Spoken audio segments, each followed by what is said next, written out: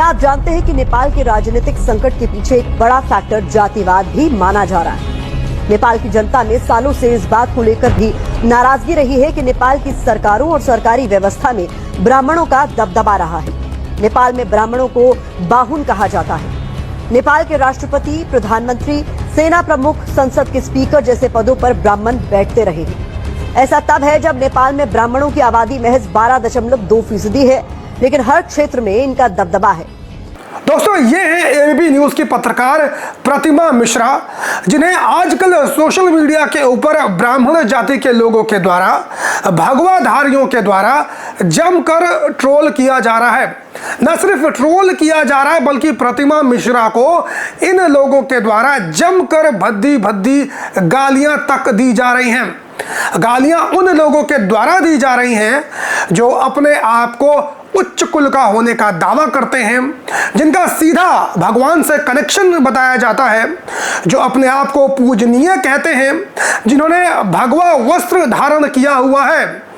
इन लोगों के द्वारा प्रतिमा मिश्रा को गालियां दी जा रही हैं और ऐसे ऐसे शब्दों का इस्तेमाल किया जा रहा है जिसे मैं आप लोगों के सामने इस वीडियो में बता तक नहीं सकता हूं। कुछ ब्राह्मण समुदाय के लोग प्रतिमा मिश्रा को वैश्या तक बोल रहे हैं, कुलक्षणी तक बोल रहे हैं।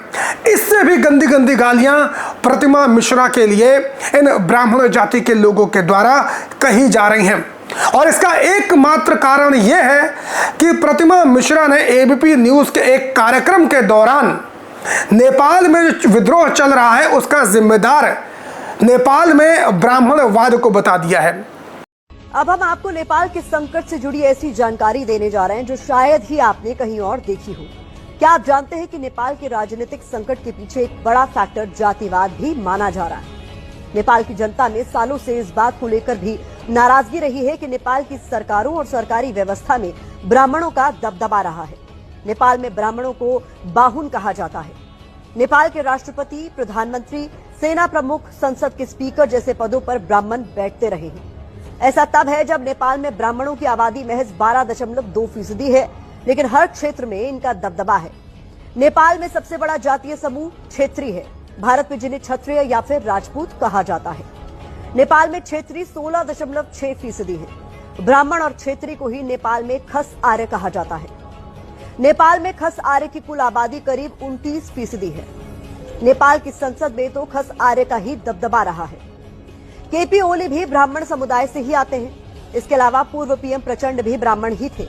ये भी एक वजह रही कि नेपाल में दूसरी जातियों को समान अवसर नहीं मिले, जिसने कहीं न कहीं सरकारों के प्रति आक्रोश की मात्रा को बढ़ाने का काम किया। सवाल उठने लगे कि नेपाल में कम्युनिस्ट राज है या फिर ब्राह्मण राज। प्रतिमा मिश्रा ने अपनी रिपोर्टिंग के दौरान यह बताया कि नेपाल में जो विद्रोह हुआ है इसके पीछे एक बहुत बड़ा कारण नेपाल में चल रहा ब्राह्मणवाद भी है। साफ तौर पे प्रतिमा मिश्रा ने बताया कि नेपाल में किस तरीके से ब्राह्मणों की आबादी कम है। महज 11 या 12% ही ब्राह्मणों की आबादी है, लेकिन उसके बावजूद जो नेपाल में जितने भी बड़े बड़े पद हैं, जितनी भी सरकारी नौकरियां हैं, चाहे वो प्रधानमंत्री हो, चाहे मुख्यमंत्री हो, चाहे सेना के अध्यक्ष हो, चाहे सांसदों की संख्या हो, चाहे सरकारी नौकरियों की बात की जाए, हर जगह ब्राह्मणों का ही दबदबा है। और राजपूतों की आबादी सबसे ज्यादा नेपाल में बताई जाती है। 16% के आसपास राजपूतों की आबादी नेपाल में है और इन्हीं दो जातियों का नेपाल के अंदर सभी संसाधनों के ऊपर कब्जा है। यही बात प्रतिमा मिश्रा ने अपने उस कार्यक्रम में बताई, जिसके बाद जितने भी ब्राह्मणवादी हैं, जातिवादी हैं, भगवाधारी हैं, उनको मिर्ची लग गई और वो प्रतिमा मिश्रा को ट्रोल करने लगी। लेकिन गौर करने वाली बात दोस्तों तो यह है कि सिर्फ प्रतिमा मिश्रा इकलौती ऐसी शख्स नहीं है जिन्होंने ये बात कही है, बल्कि भारत समाचार पे भी एक डिबेट चल रही थी। उस डिबेट में नेपाल के ही एक पत्रकार जो खुद ब्राह्मण जाति से आते हैं, शायद उनका नाम रितेश पांडे है, उन्होंने भी भारत समाचार के डिबेट के अंदर साफ तौर पे बताया कि नेपाल में जो विद्रोह हो रहा है इसका एक प्रमुख कारण ब्राह्मणवाद है और आप सभी लोग जानते हैं कि भारत समाचार के जो एंकर हैं वो खुद ब्राह्मण जाति से आते हैं, ब्रजेश मिश्रा उनका नाम है।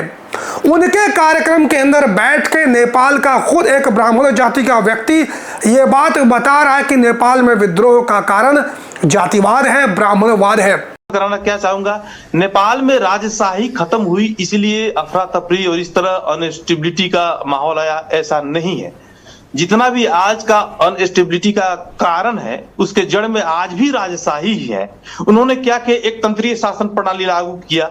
एक ही वंश के लोग, एक ही धर्म के लोग, एक ही जात के लोग, खास करके ब्राह्मण और यहाँ के क्षेत्रीय समाज को उन्होंने आगे बढ़ाया। उसी तरह से संविधान बनाए, उसी तरह से कानून बनाए। एक कानून ऐसा भी था कि कोई चोरी करता हुआ ब्राह्मण पकड़ा जाए तो उसको कम सजाए, दलित पकड़ा जाए तो ज्यादा सजाए। ऐसा रहा है यहाँ का मुल्की ऐन में बहुत दिनों तक। इस सारे समस्याओं के जड़ में राजतंत्र ही रहा है। तो आप ये कहना चाहते हो कि समस्याओं की जड़ राजतंत्र रहा, लेकिन नेपाल की कमान ब्राह्मणों और क्षत्रियों के हाथ में थी।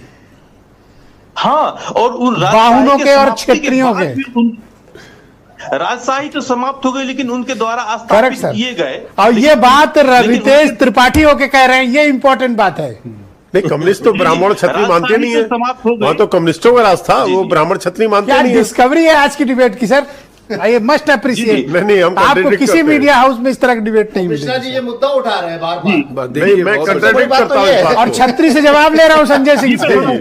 मैं इसका विरोध करता हूँ। लेकिन उसके बावजूद भारत के ब्राह्मण प्रतिमा मिश्रा के पीछे पड़े हुए हैं, उन्हें गालियां देने का काम कर रहे हैं, उन्हें ट्रोल कर रहे हैं। लेकिन कोई भी भारत का ब्राह्मण, कोई भी भगवाधारी जो भारत समाचार के टीवी डिबेट पर ब्राह्मण जाति का व्यक्ति नेपाल का बैठा हुआ था और ब्राह्मणवाद को कारण बता रहा था नेपाल में विद्रोह का, उसका विरोध कोई भी करता हुआ नजर नहीं आ रहा है। दूसरा, प्रतिमा मिश्रा को ट्रोल करने का सबसे बड़ा कारण है कि प्रतिमा मिश्रा ने एक यादव जाति के व्यक्ति से शादी की है। जब प्रतिमा मिश्रा ने एबीपी न्यूज के कार्यक्रम में बैठकर ब्राह्मणों की पोल पट्टी खोली, उसके बाद भारत के ब्राह्मण घुस कर प्रतिमा मिश्रा की निजी जिंदगी में दखल अंदाजी करने लगे और उनकी जो प्राइवेट लाइफ है, उनकी तस्वीरों को सोशल मीडिया के ऊपर शेयर करके उनको गालियां देने लगे, उनके ऊपर कटाक्ष करने लगे। तो ब्राह्मण समुदाय से होने के बावजूद ये ब्राह्मणों की पोल पट्टी खोल रही हैं। दूसरा, ब्राह्मण जाति से होने के बावजूद इन्होंने एक यादव जाति के व्यक्ति से शादी की है और ये खबर, ये न्यूज तो इनके छाती के ऊपर जैसे मानो सांप लौट गया हो। ये बिल्कुल भी बर्दाश्त नहीं कर पा रहे कि एक ब्राह्मण जाति की लड़की ने एक यादव जाति के शख्स से शादी कैसी कर ली है। इनको बड़ी ही बेइज्जती जैसा महसूस हो रहा है। इनको कहीं ना कहीं ऐसा लग रहा है कि यादव जाति से शादी कर ली तो ये लोग यादवों के साले हो गए, लेकिन ऐसा नहीं है। आज की डेट में हर महिला स्वतंत्र है शादी करने के लिए और यादवों से ब्राह्मणों की शादी कोई पहली बार थोड़ी हो रही है।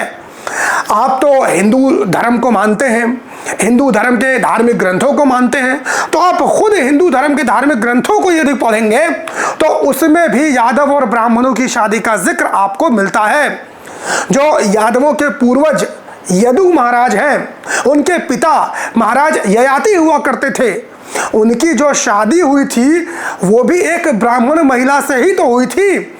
यानी कि यादवों की जो माता है वो खुद एक ब्राह्मण महिला हैं हिंदू धर्म शास्त्रों के अनुसार।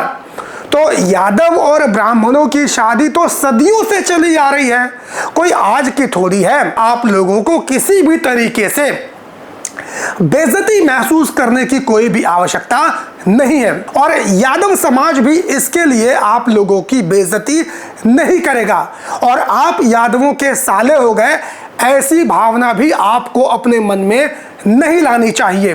प्रतिमा मिश्रा स्वतंत्र है, किसी से भी शादी कर सकती हैं। यदि आप लोगों को प्रतिमा मिश्रा को क्रिटिसाइज करना है तो जो बातें उन्होंने अपनी वीडियो के अंदर कही हैं उसका यदि आप लोगों के पास कोई तार्किक जवाब हो तो तर्क के माध्यम से आप प्रतिमा मिश्रा का विरोध कर सकते हैं। लेकिन सिर्फ इस बात के लिए कि उन्होंने एक यादव जाति से आने वाले व्यक्ति से शादी कर ली है, आप उनकी आलोचना करें, आप उनको गाली दें, आप उनके लिए भद्दी भद्दी गालियों का इस्तेमाल करें, उनके लिए वैश्या जैसे शब्दों का इस्तेमाल करें, उनके लिए कुलक्षणी जैसे शब्दों का इस्तेमाल करें, ये सरासर गलत है। और चूंकि अब प्रतिमा मिश्रा यादव हो चुकी हैं, तो वो यादव समाज की एक बहू के तौर पे हैं। तो चूंकि यहाँ पर उनके समाज के लोग उनका विरोध कर रहे हैं सिर्फ इसलिए कि उन्होंने एक यादव जाति के व्यक्ति से शादी कर ली है, तो अब यादव समुदाय के लोगों की ये जिम्मेदारी बनती है कि प्रतिमा मिश्रा यादव के साथ कंधे से कंधा मिलाकर खड़ा हुआ जाए और इस मुहिम में प्रतिमा मिश्रा का जितना हो सके उतना ज्यादा समर्थन किया जाए। इस पूरे मुद्दे के ऊपर आप सभी लोगों का क्या कहना है, कमेंट करके अपनी राय जरूर दीजिए। ट्विटर पर दोस्तों यदि आप लोगों ने मुझे फॉलो नहीं किया है तो अभी जाइए और ट्विटर के ऊपर मुझे अभी फॉलो कीजिए। मुलाकात करता हूं किसी और वीडियो में, तब तक के लिए बहुत बहुत धन्यवाद। जय हिंद।